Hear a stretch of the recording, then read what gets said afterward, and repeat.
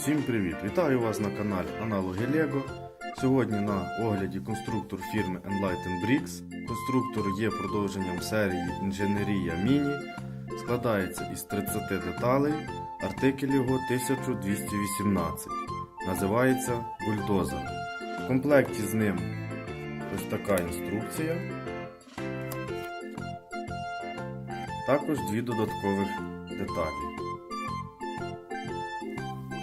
Сам конструктор в складеному вигляді виглядає ось так. Маленький такий бульдозер.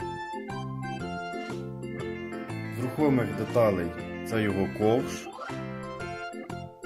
Ось так він рухається. Рухається ось ця частина і рухається ось ця частина. Більше рухомих деталей в нього немає. Колеса рухаються добре з однієї і з іншої сторони. Спереді ми бачимо ось такий прожектор жовтого кольору, зверху мигалка червоного кольору. Ззаді решітка радіатора. Принтів на бульдозері немає. Що я хочу сказати по даному конструктору?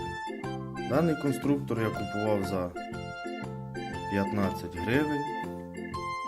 Я думаю, що ціну він цілком свою виправдовує.